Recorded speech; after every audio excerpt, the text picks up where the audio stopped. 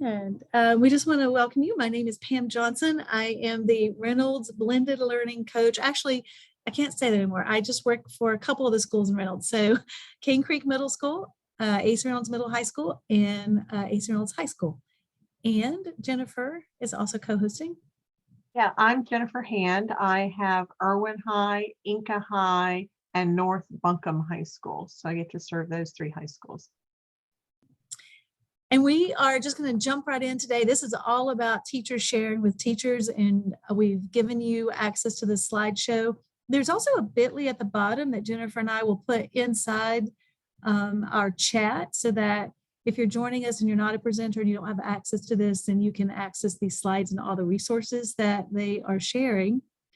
And the way it's very informal. So if you have a question you want to ask that teacher and you raise your hand and we don't see you, feel free to unmute and just say, I have a question if you want, if it feels like a good time, or put your question in the chat. And as soon as they are finished sharing, one of us will actually kind of monitor that and just ask that question to the teacher and let them try to answer your question. So again, thank you for all of our hosts who are going to share with us today. Anything else, Jennifer? You want to go ahead and start it up? All right, so I'm going to go ahead and click through our first one. And this is just, you saw this, we love, thank you guys for giving us your pictures and just kind of giving you a start of who's going to be here today. We do have a learning target, so we really just want you to be able to evaluate, to look at ways that other teachers are using technology and blended learning environments to engage students. And you can just chat with those teachers about it, ask them questions and evaluate, is that the right technology tool for me? Will that help me in my class? And we do have, our agenda is just the teachers are going to share, and then we're going to have some resource links for you later. Our first share, this is a little unusual, but I like it because it's what we do. We roll with the punches. And so Jillian had to do some tutoring, and we thought we were going to grab her early, but what she decided, so she took some extra time. She made us a little video about her share. So we're going to take a second and look at that. She is a 7th grade math teacher, 5th year at Ace Reynolds Middle School, and I go to her a lot for questions and how's it going. And so she has a lot to offer, and said, feel free to let you all email her if you have any questions that you want to ask her about her video and what she's sharing. So I'm going to click her video. So she still uses, and Plickers is something that we used a long time ago. And she goes, you know what? It's still out there. I'm loving it. And I want to share it with teachers. I don't want it to get lost. So this is her share. Let's make sure. Hi there. I'm sorry I can't be there in person today. I'm actually tutoring students right now. But I wanted to share how I use Plickers to increase student engagement and participation. It is pretty easy to set up, and it syncs right with your Google Classroom and creates the rosters all on its own. And it assigns each student a number, and you pass the cards out based on that number. Let me get those. The cards end up looking like this. You can print off a class set, cut them in half, and each student gets their appropriate number that's matched with the roster. So once students receive the cards, they just glue it or tape it into their notebook, and they've got 4 options. They can either hold it so that A is facing up, so that B is facing up, C, or D. And what I do is I have Plickers on my phone, and I actually scan the classroom and it collects their information. And I took a video today while I scanned it so that you can see what that looks like. You set up your questions ahead of time. And I've got 2 questions here as an example. So this is with my 4th period. And we did this earlier. So as you go down, you can see we did dueling discounts. And on this second one, it actually gave me, I know that it didn't look like they did well, but this gave me all the information I needed to know. I mostly just needed to know none of them were going to say 50%, and everything else I could work with. So this made me happy. It was useful information, and it didn't take very long at all. So let me show you. This is what the students see on the screen. So this was one of the questions. So they see it up on the smart board, and then I start the set is what they call it. I press play for it on my phone, and here is what it looks like. All right, hold your Plickers up. So this is what the class looks like. Holding up the Plickers. And then this is what my phone looks like. So I press that. And then, oh, Bella, you're not on A. And then your finger's covering it, so make sure, oh, there we go. All right. So their names are popping up Green dots. as the phone scans their individual Plicker based on number. And then I can see on the board that I'm missing 3 people, so I want to go back in. They can also change their answer when I scan around another time. And I got Zach. Awesome. And then we can reveal the graph. Looks like everybody chose yes. And it doesn't show which students chose what. It's just data. Fantastic. We can choose yes. Give yourself a round of applause. And they can choose yes.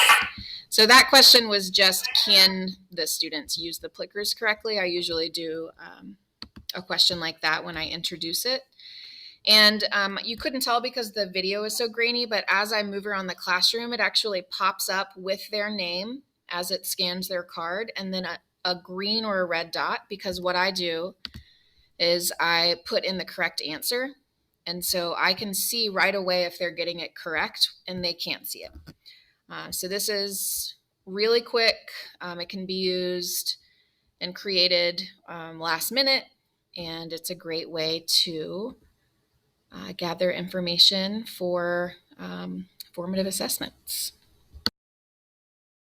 Hi there. I'm sorry. Awesome. Cool. So yeah, that was really good. Like I said, something we used a long time ago. Any questions? But now it's got, I think, even better. Anything someone wants to like note that it was new information for them?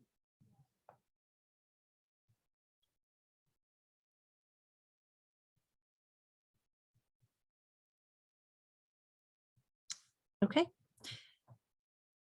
All right. And then maybe just one more question. Has anyone used Plickers recently?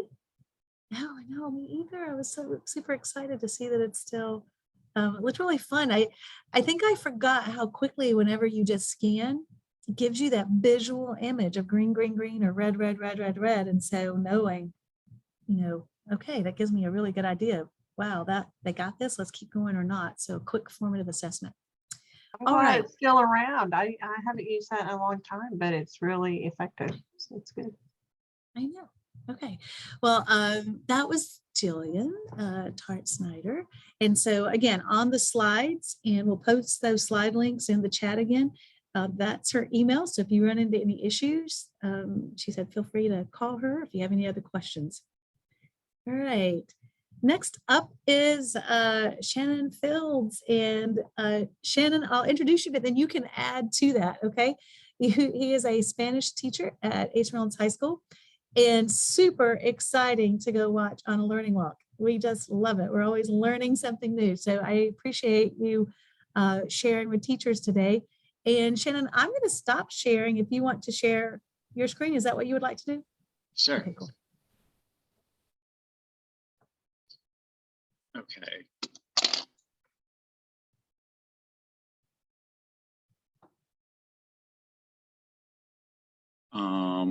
Oh my gosh, I'm so out of practice with this.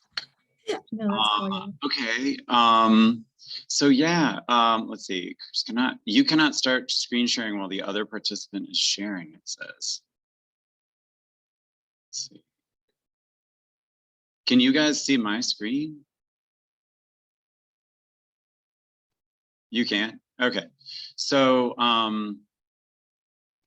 okay. So you guys can see the slide that has my information on it right now? Okay, good. Yes. Yeah. Well, I just have 2 things I wanted to share. One is using Google Slides to create stop motions. And I think one good use for this is for vocabulary development. And I think I actually learned this on one of the after-school technology workshops. And I use it for, in Spanish, I used it for a concept which is called the present progressive, which is when something is happening now.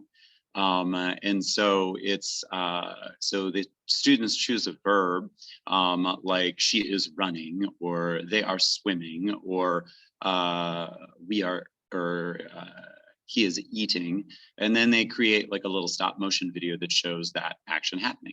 So, and then they write that sentence in that with that structure on the screen. And so it's a way, I do it right after I introduce the concept, and then kids create these little stop motion movies about different verbs, and then we watch them and the kids share, and they we do like a little Academy Awards where they choose their favorite, the most creative or the funniest and things like that. So it's good exposure to the grammar concept, and it's also just kind of fun for the kids to see all their different styles. So what I do is I share a Google or a Google Doc where I have their names, and they just choose a verb. So I've put a bunch of verbs. I've shared some verbs with them, and they choose a verb, and then they create a sentence in Spanish. This first one is from Chaz. It says ella. And ella, for those who speak Spanish, is a gender neutral pronoun. So they are dancing. And then they post their link to the stop motion that they made. So the what I do to share with them how to make them is sometimes when I share in class the process for doing something in technology, the kids like, it's just hard for them to concentrate and note every step. So I created a Screencastify and posted it for them so they can go back and watch it and rewatch the sections that they're struggling with. And so here's the Screencastify that I made to show how to make these stop motions. I don't know if you guys would be able to hear. Spanish students, in this video, I'm going to teach you as efficiently as I can how to make a video like this one that shows something happening now. We're studying the present progressive, which is used to talk about things that are happening now. My sentence says, él está volando. He is flying. But I could have just as easily written, está volando. He is flying. So how did I make this presentation? I created a Google Slides presentation, and I changed each slide just a little bit, which made it look like my character was moving. I also put the sentence at the beginning and the end of the presentation. So you're going to do this by clicking File, New Presentation. When the first thing you're going to do is you're going to need to find a background that works for you. So I actually like to take out these pre-populated boxes, and you're going to click Insert Image, and you can search on the web. I knew I wanted a cliff for the background, so I typed in cliff, and I knew I needed it to be wide, not tall, because I wanted to fill this page. So it doesn't quite fill it, so I'm going to grab the handlebars and move it. The next thing I need is I need a character. I need a person. And I really wanted my person to be a PNG file so that it would not have a square around them. So that's the best kind of file to get. And I checked this one out by clicking this little magnifying glass to make sure it was a PNG, and it is. And then I shrunk it down to be about the size that I wanted it. And then you can click Control D to duplicate. Click on your slide, and you can click Control D to duplicate your slide, and then you just move your character a little bit. Or you can just right click on it and click Duplicate. And I just move it a little bit each time. And at this point, I knew that I wanted to tilt the person to the side, so I clicked on them, and so that gives you a sense of kind of how to do this. It's basically just a Google Slides presentation. And then at the end, there's a little setting that you change to make the slide presentation present really fast. So it kind of moves quickly through your slides. So I'll show you a couple of examples of the work that students created. So this is that first one that was on that list that I showed you. She is dancing, or they are dancing.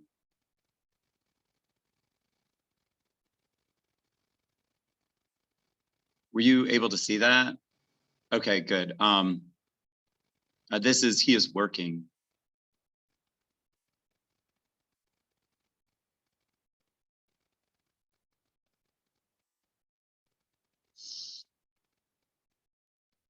And then we have, she is selling a house. Give you a little sense of the different kinds of styles that kids use.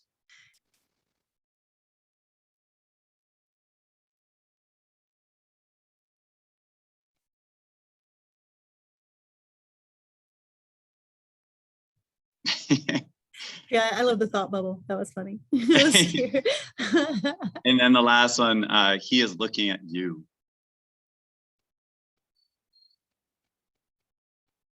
I think it's about to start, yeah.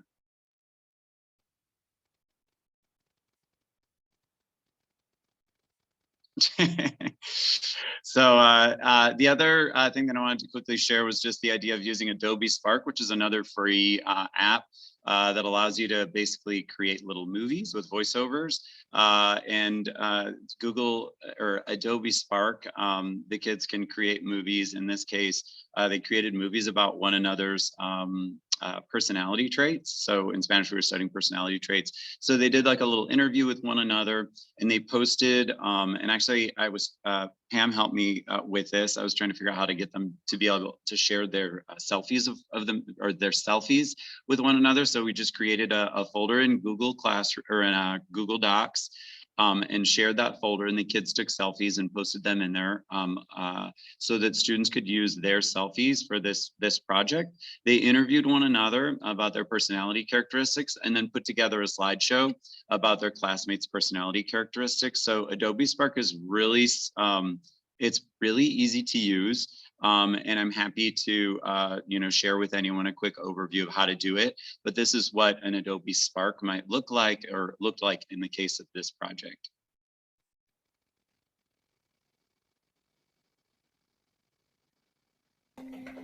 Los rasgos de carácter y la apariencia física de mi clase por Ana. Me llamo Ana, soy curiosa, no soy paciente. Yo tengo el pelo castaño, tengo los ojos avellanas, yo no tengo barba, yo no llevo anteojos. Edgar es trabajador, él no es perezoso. Edgar tiene el pelo rizado, él tiene los ojos café. Él sí tiene bigote, él no lleva anteojos. Bernice es honesta, ella no es mala. Bernice tiene el pelo largo, ella tiene los ojos castaños. All right, so those are two tools that I've used that the kids have a lot of fun with. Google Slides for stop motion and Adobe Spark. That's awesome, Shannon. Thank you. We'll wait for questions. You can unmute yourself if you have a question for Shannon. We've got some good comments. That it's really, really creative. Very cool. No, thanks. You know, that Kelly, you said you do an animation unit in 6th grade art. That's great. Then it would be a great introduction. That's great.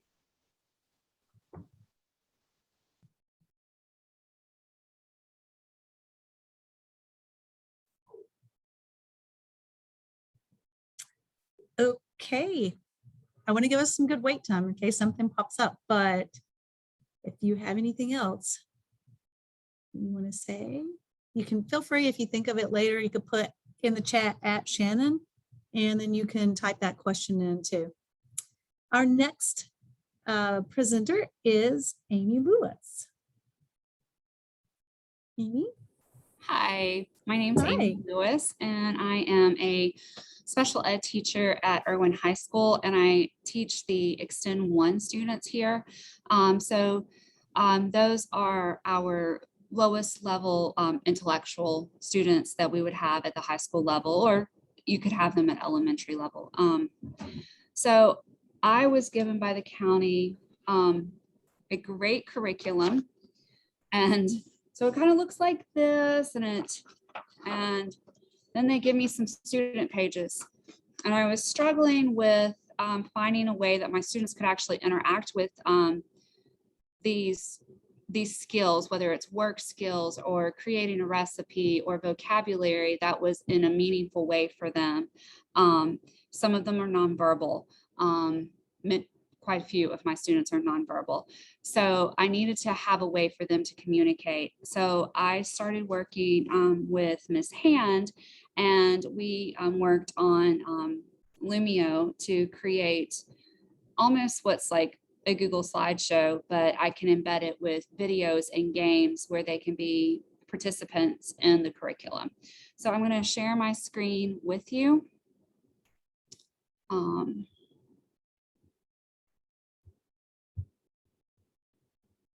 And show you what I've created. So here's what Lumio looks like, and it works with my smartboard. And so let's say if I wanted to create this or have this lesson work for my students to present it to them, I can use all the instructional targets that a normal traditional classroom would be able to present to their students, and then also then have them engage with the lesson. And that was the part that I was struggling with the most. So if the lesson was about job skills, I'm trying to get everybody organized here. Okay. So it would create slides for me. And so then I could, speak to them, or I can also embed it with a sound clip if I wanted to. And so we would go through the slides and I would read it and give pause time and maybe ask them questions or have them communicate back with me on their personal communication board if they have any type of communication or thoughts about what the lesson would be about. And so then we would just keep going through these slides. And then their target is, I will choose good work skills. So that's the target for the day. And so then I have there's a way within the program to embed a game so that they can participate. So then when I start the game, each student would come up and they get to make a choice. And so let's say this is the choice that the student makes. And so I would then speak for the students the different choices that that picture could mean. And it also will blow it up to a larger picture if I needed it to. So, and I would only give my students 2 choices about what that picture might mean. Does this picture mean to think of others' wishes, feelings, or rights, or does it mean to show up on time? And if I get the right answer, it's going to make it a match up at the top. And they really enjoy making these matches and participating in this game.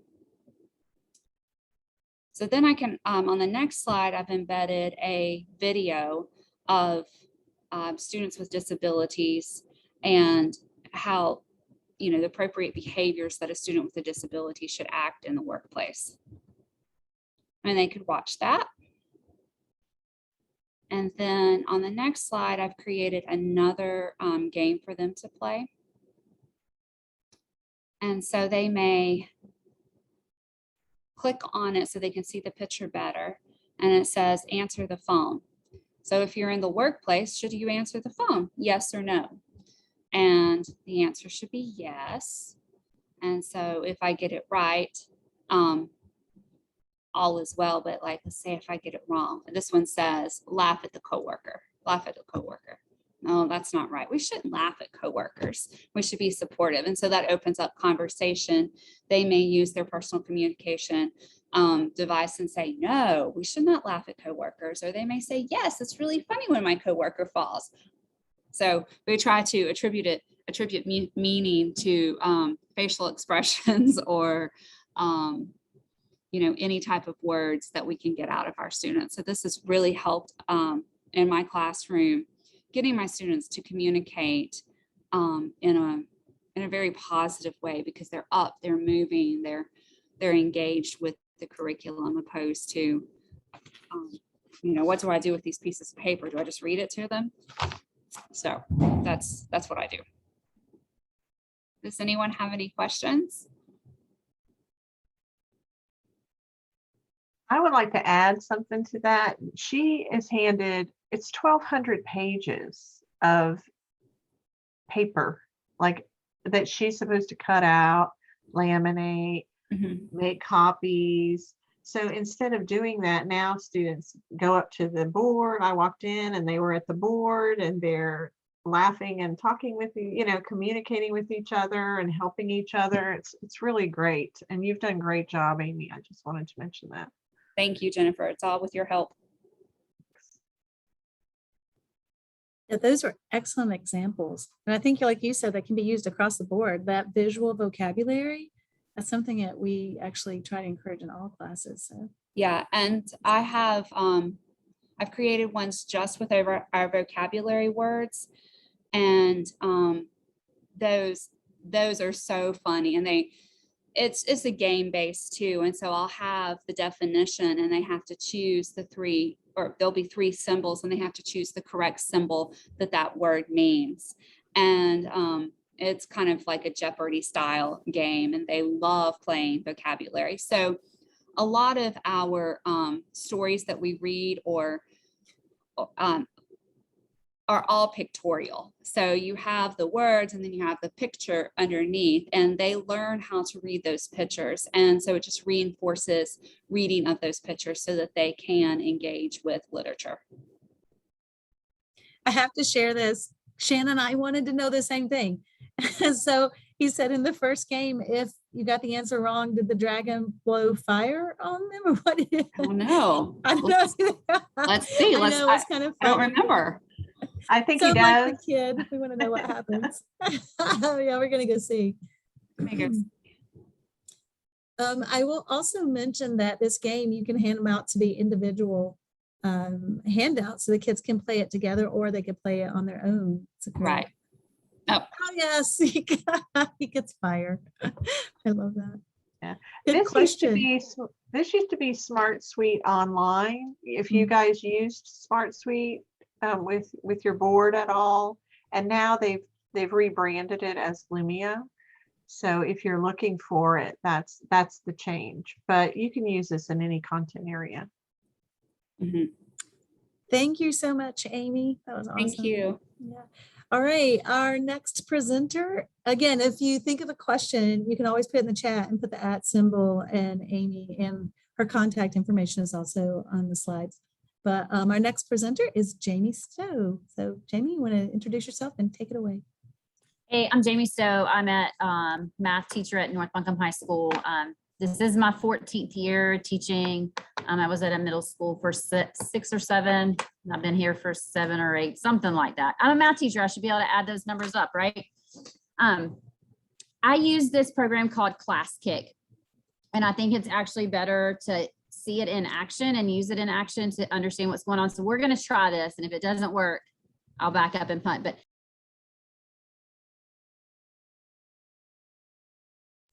oh, you can't even hear me, can you?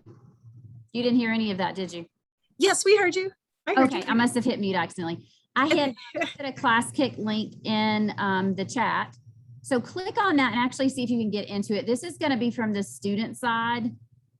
It might make you log in through Google.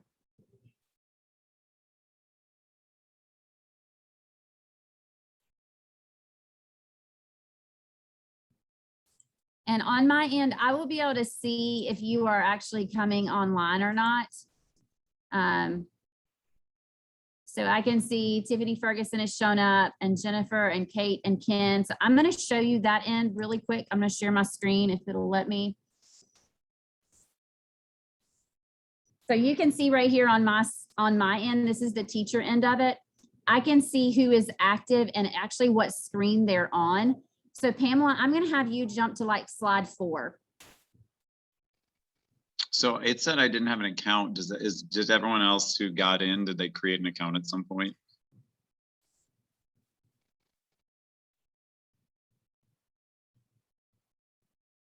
That's an excellent question. I don't know the answer to that. Okay, I can answer that. Shannon, we will take care of that. Yes, you should already have an account. Sorry about that. You could also, I think, just click on BCS email. Is that what you use? Sign in with Google? So I got a little green button that said go, and I just hit go. Yeah, I did the go too instead of signing in. I just typed in my name and hit go. Try that, Shannon, instead of signing in. And then we can chat afterwards and make sure that you're all Yeah, set that up. got me in. I'm sorry to slow run down. Okay, No, that's perfect.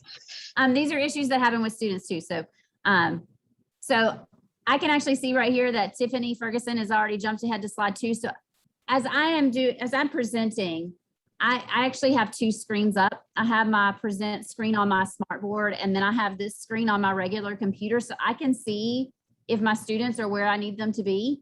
I cannot restrict which slide that they're on, but I can definitely see, and I could say, hey, and Tiffany, I'm only picking on you because I know you because you work at my school. I could say, hey, Tiffany, you're on slide number 2 and I need you on slide number 1 because that's where I'm at. Okay. So then also on the student, so skip ahead to, let's go to slide 2. Let's say that I wanted my students to know if they knew which one the chord was, and you don't have to know these math terms. I'm just trying to show you the tools. See if you can actually click on that word chord and pull it to one of those pictures. And so then on the screen, I can actually see, and I'm going to share again really quick. I'll just go back and forth between sharing because I want you to see the teacher side too. I can actually click on Tiffany's here and I can go, oh, okay, she knows that this is called AB. So she drugged that one correctly. And I can actually give Tiffany a sticker and I can go, this one is correct. I'm so proud of you, Tiffany. You did a great job. Nobody else sees that but Tiffany. And so I could even say on her screen, so you can see mine, I can be like, oh, that's not a chord. Please try again on that one. Believe it or not, kids really like getting stickers.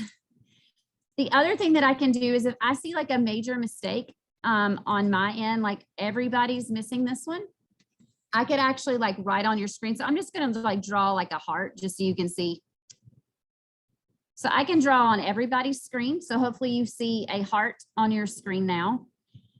On that other screen too, I could actually like individually write on students' screens. So I use this in my math class because I want to see the students' work. And so I could actually look at each individual student's work and I can give each individual student some feedback and write individually on their screen so they're not called out in front of the class.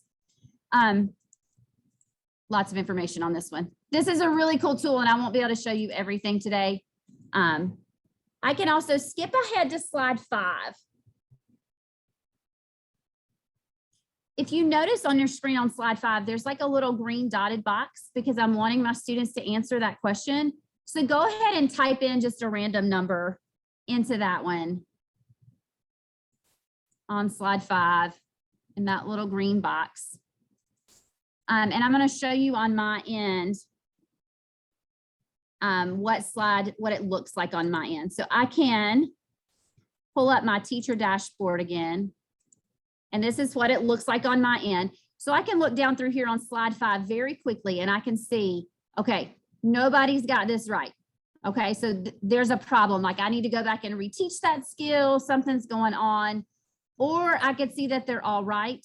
Again, I could write on individual screens. So like I could click on Jennifer's and be like, oh, you're so close. Try again. And so Jennifer should be able to see that I have written on her screen and given her a little piece of advice.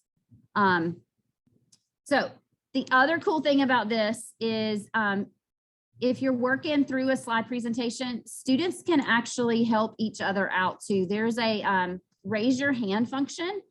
See if you go up there to the top, that top bar, and my end looks different than yours. Hang on, let me get to the student end. On your top bar, there should be in like the top right-hand corner, there should be like a little raise your hand. And so right now I can see that Jennifer and Shannon have their hand raised. And so I don't think I have it enabled here, but there's actually a thing where students can help students. And so it'll pop up on students' screens that, hey, students need help, and they can go and help that student on that screen. There is highlighter tool on here. Any PDF that you have, you can upload into this class kit just by cutting and pasting and copying. So it's super easy to get your lessons on there. I've talked to like our Spanish teachers here at our school and talking about like taking a paragraph or something and trying to pick out specific things that you're looking for at that moment and having the kids highlighted, or like in an English class, I need everybody to be able to recognize these pronouns and if they're being used appropriately and being able to use that highlighting tool. There is also a multiple choice function. I don't think I have one on this one. where you can set it up as multiple choice and they can pick A, B, C, or D. Again, on my teacher dashboard, I'd be able to see very quickly who has that right and who has it wrong. When we were virtual, I used this and I made them have to answer a question before they could leave my Zoom, and they had to have it correct. And so that forced them, students who didn't understand that concept, they automatically had to stay back and work with me until they got it. I haven't done that actually in class this year, but it would probably still be good for me to do. But ClassCake's just amazing. And it's super intuitive and it's very easy to use. I also use it as an online notebook now. Anything that I write on the screen or the kids take their own notes on, they have that access through the ClassCake app. They can pull up any notes that I've done this year. So it's like an online notebook for their Math 3 or Math 1 course, whatever they're taking with me. So they have access to that at home. You can also, thinking of like some of you Spanish teachers that are in here, there's also a place where they can record. So like if you wanted to hear if they were using the right, and I might not say this right, dictation or saying it correctly or using the right pronouns or L's versus laws, you could actually have them record what their phrase is, and then you could listen to them on the ClassCake and make sure that they're correct. I know I throw a lot at you because there's so much that this thing offers. You can always email me. I've even got like a first day lesson that's already created and tried to use all of the functions. So it teaches the kids how to use all of those different functions so that then it's available to them the entire semester. Hey, Jamie, I have a quick question. Well, two things. First of all, I think you did turn it on because at the top, after I had put in a question, I could click on the hands and I could go help someone anonymously. Awesome. So it would just give like a random name for that person. So if people want to try that. But then the other thing is, I know that teachers used it a long time, the free version. I know that Reynolds High School has a paid version. Your school has a paid version. There might be a few others. Can you quickly tell us like the free version and the paid version, like what people will be missing if they went and used that? So the only difference is you only get 20 lessons on the free version. And I felt like I put too much time into it to delete it after I got to 20. I wanted to keep them and just tweak them each year. So that's really the only difference. All of the other features are there and available. And I know like a lot of teachers were using it and then I think like petition PTAs or PTOs or other forms of funding for the school just to see if they could buy it once they were using it. But I just wanted to make sure that everybody knew you didn't have to have a paid version, that you could still use it. Well, and if a lot of the county starts using it, I've actually been pushing for the county to buy it for the entire county because I do think there's so many schools that are using it now. So I think if there's enough people using it, I think we could talk to technology about purchasing it as a county license. Cool.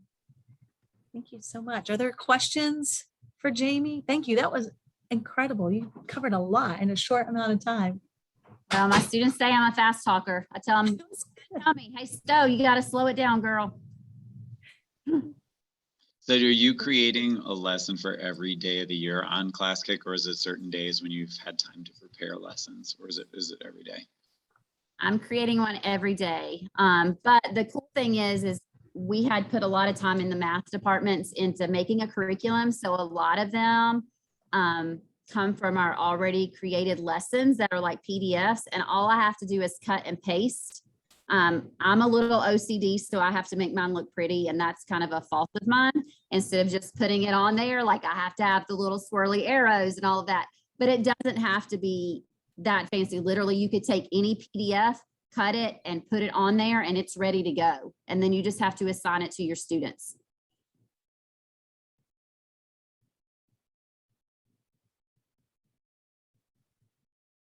Okay, great. Thank you. Any other questions?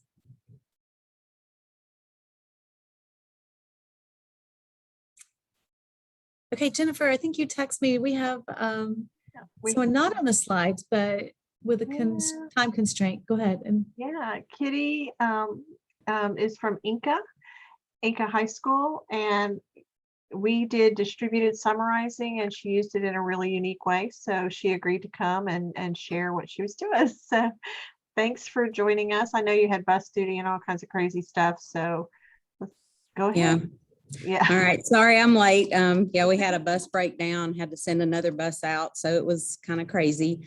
But when we did the distributing summarizing, and I like to make sure as a lesson goes through, like everybody, that my students are kind of getting it. Am I falling short somewhere or whatever? So they asked us to come up with a unique strategy, kind of using technology. And so I use Remind, like a lot of teachers, to like send my kids reminders about quizzes coming up or just things that are coming up. I use it. I'm the senior sponsor here, so I use it to communicate with parents and the seniors about things coming up. So when they were talking about it, I thought, you know, I'm going to try it and see how it works with, because honestly, they're always wanting to get their phones out. So this gives them a reason. I can schedule things for them to answer me.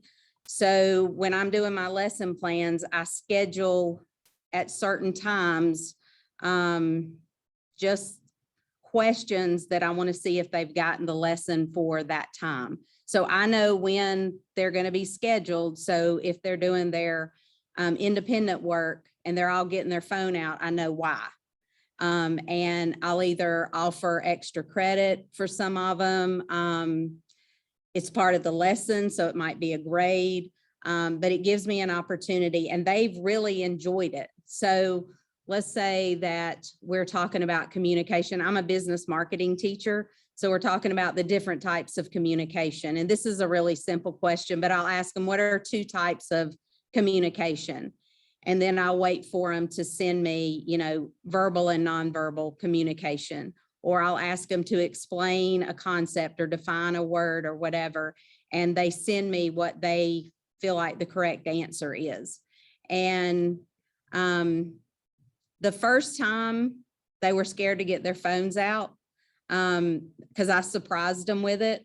But after that, I have almost gotten 100% participation, and I've started doing it at night where they can't really maybe talk with their neighbors, and I get good communication back from them. And then some kids have even started using it to ask me questions about things that they're not wanting to ask in class.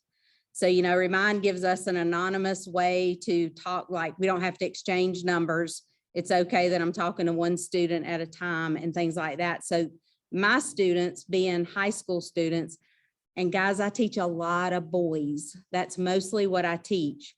For them to kind of grab onto this and enjoy it and like it. And I'll throw in a fun something. I teach sports marketing too. And I'm a huge college football fan, and I don't like LeBron and I don't like Cam Newton, but my kids know that. And so I'll throw something in about that every once in a while for it to be fun and not for it to always be curriculum based. So, you know, I make them sign up at the beginning of the semester. So they are, you know, they're already in Remind. It was already something that we were using. So it's not something that they have to relearn or anything like that. And it's just been a really good tool for me to look and see how they've answered the question. And the next day or the next, you know, that day, if we're doing it while they're doing independent learning, I can say, okay, guys, listen up. Let's talk about this. You know, I just sent you a little question and some of you get it and some of you didn't. So let's talk about it. So then it makes them engage in conversation with me and each other and things like that. So it may seem real non-conventional and things like that. They put their phones right away. When we're done with it, they put their phones up because I don't let them have phones in the class. But they've really enjoyed it. So I don't know if anybody in here can use it, but it's worked for me. And if you can throw some sports in there, if you teach a bunch of boys, and I mean, I teach a lot of freshman boys. So, you know, they're an interesting species within themselves.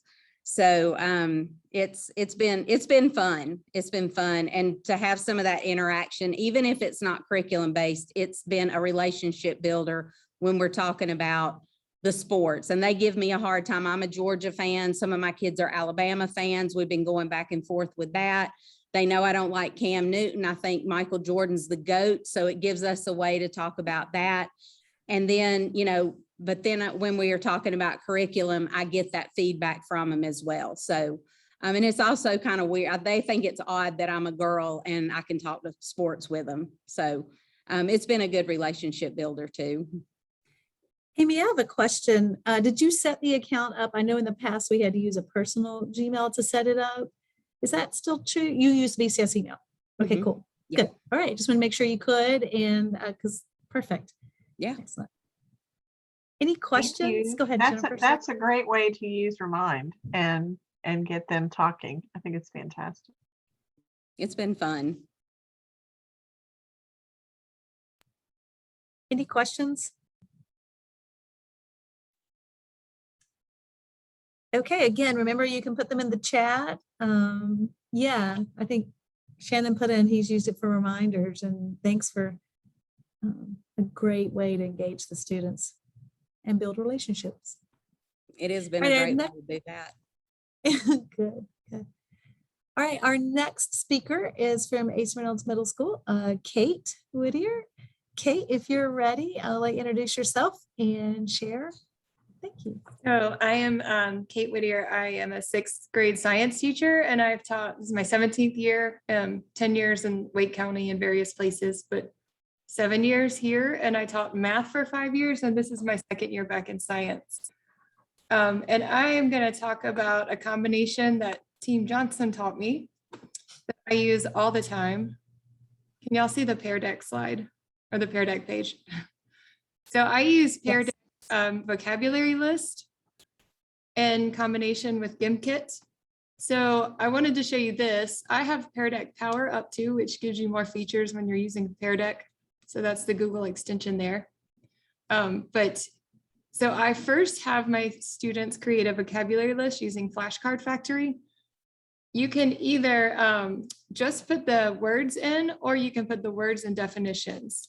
So what happens in the Flashcard Factory, I gave you a set that I've already made, but I went in and I put in the words and I gave them the definitions, and they log in and it splits them up into the day shift and the night shift. And so this in itself is a little fun competition for them. And it will automatically partner them up, and they don't have to sit next to each other, but it will alternate. One partner will write an example of the definition and one partner will draw a picture, and then they'll flip flop. So then the other person will have to write the next time. And then when they're ready to ship it off, they just kind of communicate through the room, if you're ready to ship it. And then it goes, once I've got all the terms, as a class, I go through and I look at each of them that they've made. So this is a deck that we've already made, and I get to approve or pick the ones that I like a lot. And then this creates, like right here, this is the night shift and the day shift. So the night shift one, but this isn't even the best part of it. So now once I do that, they have a set that we can use at any point. And I give it a name, we'll ship it off. And then this little option here, export to Gimkit Live, you can name it and then export it. So Gimkit, this is probably the only software that I've paid for with my own money. There's a free version that they've just opened up a lot more with the free version. So you can still do all of this with the free version, which is fantastic. But Gimkit is highly engaging. The kids absolutely love it.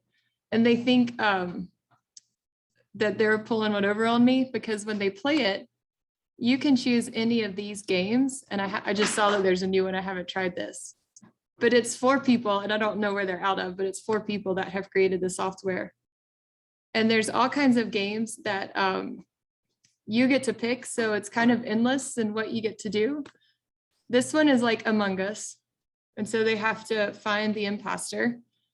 This is just a classic teams where they compete against each other. But if you pay for the version, which it's $60 a year, and I can show you all the features you get with the paid version versus the free version. Humans versus zombies, which is fantastic. So there's all kinds of games you get to choose from. But when we play it, like we play Trust No One a lot because they love Among Us. They'll say, because they see the vocabulary set over and over, so it just gives them the same 10 questions over and over. And they'll say, all I did was memorize the answers. That's my shortcut. I'm like, yeah, that's great. So they're seeing that vocabulary often. And once you're in it, and once you have the set, I will pull this up. If I've got 10 minutes left of class and I need something to do and I've got a little extra time, they'll beg for Gimkit. Like, are we going to play a Gimkit today? And so I can just pull it out at any notice, and I've got all of the Pear Deck sets already made. So, and it's words that they made too. It's a deck that they made. And when they make their initial Pear Deck vocabulary, if I want a little bit of an extra challenge, I don't give them the definition. And so for their example, they have to write the definition of their own words. So that was a lot in a very short time. Oh, that was great. I love the new games. Is that just with the paid, or is that with the free too? I haven't seen all those. Sorry, I forgot to show you that. They come out with new games frequently. So with the free version, you get all of the things that are featured. And then with the paid version, it will say Gimkit Pro exclusive. So that's the paid version, but you still, I think Trust No One has been on there since I was introduced to it. And sometimes they'll come out with a game and it'll be there for a few months and then it will disappear.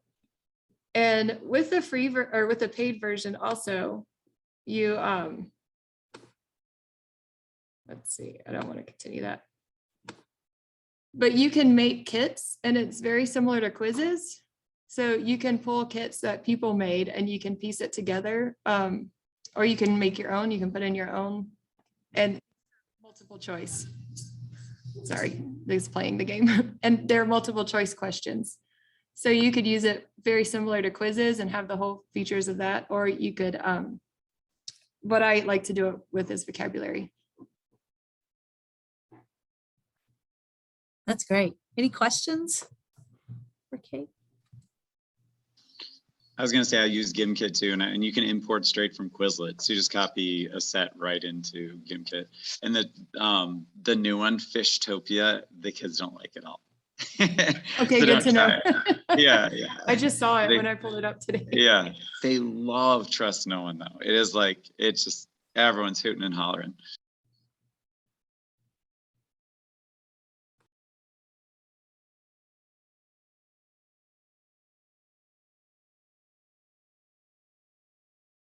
Okay, as always, feel free to put in the chat if you think of a question that you have for Kate. And Kate's email is Rebecca, right?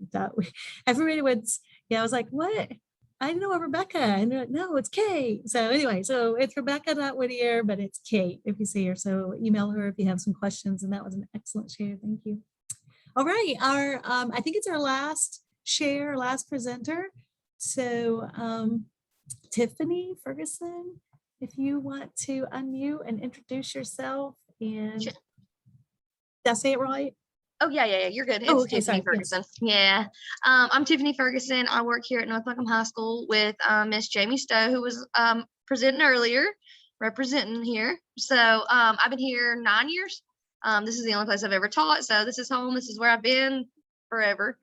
But I have worked with Miss Hands through the blended learning process, and that's kind of what I focused on. So if it's okay, I'll go ahead and share my screen with you guys. Let me get mine pulled up.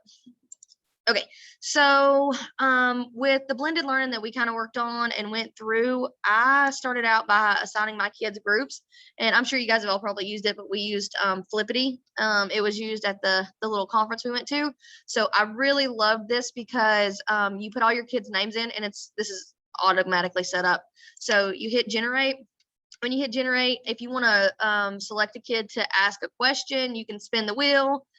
It'll land on the kid, and you're not, picking the same kid all the time, and everybody's got to talk, be included. But I use this actually to set up my groups. So I had groups of 6, which you don't see here. So if you hit this more, you can go and you can have groups of as many as you want.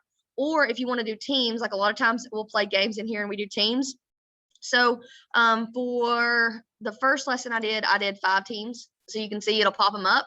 Now I always tell my kids that they're 100% random, but I always assign them before the kids get in there. And if I'm like, oh, Gary and Dustin, they can't work together, I just rotate. So I really assign their groups, but they don't know that. They think it's the Flippity by chance chart.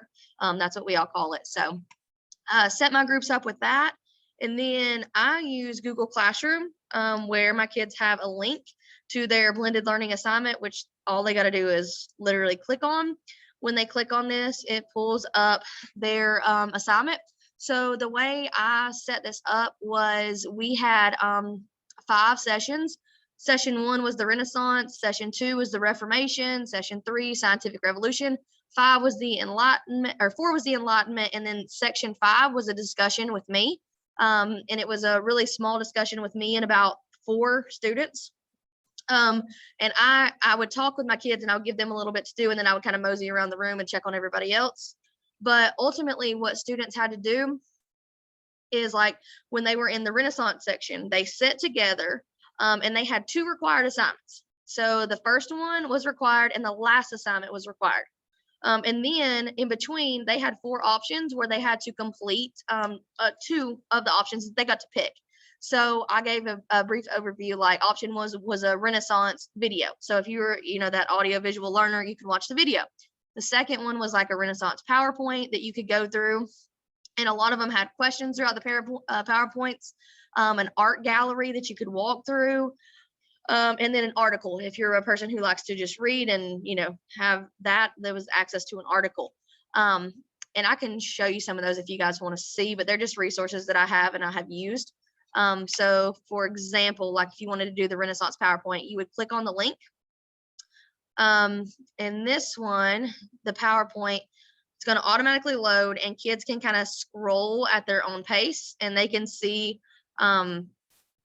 maps, pictures, images, things are explained, but all that, PowerPoint self-explanatory. And then the last required assignment, students were asked to pull up section 2, and this is History Alive. I know a lot of schools have access to this, but on the last required one, this reading that they had already gone over it in so many different ways. So they come back and then they have to answer usually about 5 or 6 questions about the material that they had gone over. And then after talking to the kids and kind of tweaking what they liked and didn't like, I want to, this keeps popping up. Hold on one second.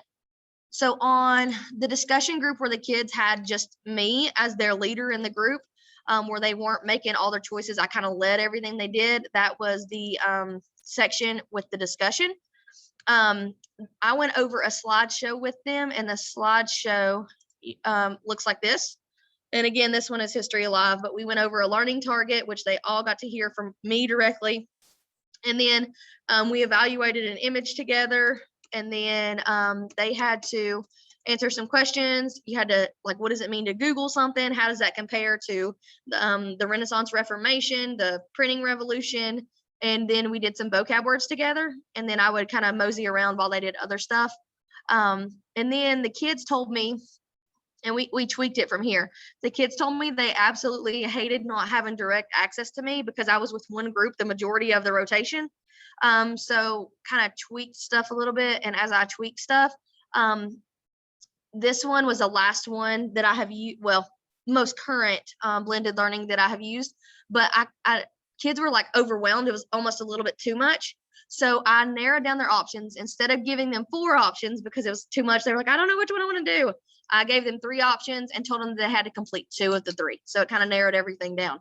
The required was still the same, but instead of having a discussion group where I was in charge of it, every 5 to 7 minutes, I rotated groups around and I helped them with this stuff. So if they were going over the assassination of Archduke Franz Ferdinand, they would read. After they would read, they would take the quiz, which you guys can see here. And on the quiz, they were able to talk with their group about it.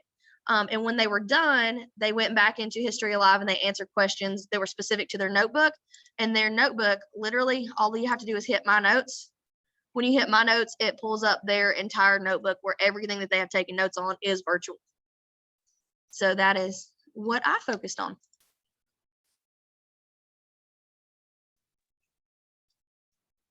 I just want to add to that. One of the things that was great in Tiffany's room is that first of all, she agreed to do this.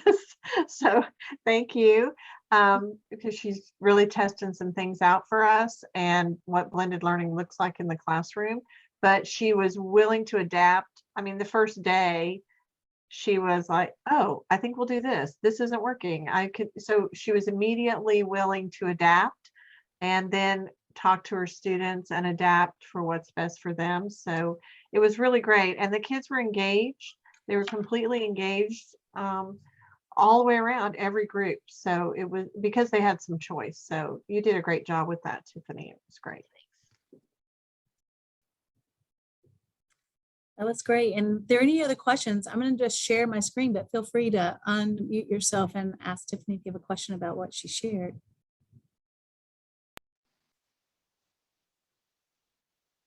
I just think it's amazing that you were able to put together so many options for them. I can hardly get together one option, or not even an option, just one lesson. So that's a goal for me. Thank you. And I think what you did, Tiffany and Jennifer, correct me if I'm wrong, but we have these resources for you, and we're a little out of time, but we wanted you to really focus it when you get a chance on the blended learning site. But that was a station rotation. Is that the model that you guys were using? Yeah, mine was a station rotation. Mm-hmm. And Jennifer, do you want to comment on any of the other models or what you guys are doing? As far as the blended learning models, yeah, it could be a flipped situation. It could be, she chose the station rotation, which works for her. And then there's also whole group or the flipped classroom, which a lot of you know about, probably have heard about over time. So it can look a lot of different ways depending on how you set it up. It depends on your classroom. Depends on your students and what their needs are. And then there's also a playlist where you could give them a playlist of things to do. We're doing some sessions on blended learning and these particular models. So if you look at our list of what we're offering this year, you're gonna see there's like a series. So you can jump into that series and learn some more about those, or ask your blended learning coach because they're right. they all know too. Yeah. So we're at the end, but again, I just want to highlight these resources are things that the blended learning coaches have put together to help you, or you have at your fingertips. But the blended learning one on the bottom left with a little icon links to everything. So if you bookmark one, bookmark that one. It's got some great ideas, videos, lots of helpful resources. And just want to say thank you all for being with us today. Our last slide is the My Learning Plan link so that you can register and get your CEU credit. And if you have any questions, we'll hang around for a few more minutes. But thank you to our presenters. Yes, thank you. Stop Great. sharing. And I'll put the link in the chat too. So if you don't have the slides up, you can grab it that way. Great. If you have anything you want to say as you end, I'm just going to play Anybody some have anything they want to share? Yeah. Anything else? Thank you so much. It was great. Fantastic things happening. All right, here's the link in the chat, and make sure you sign up for My Learning Plan. And thank you for joining us. Thank you. I give the Zoom wave. Yeah. Over and out.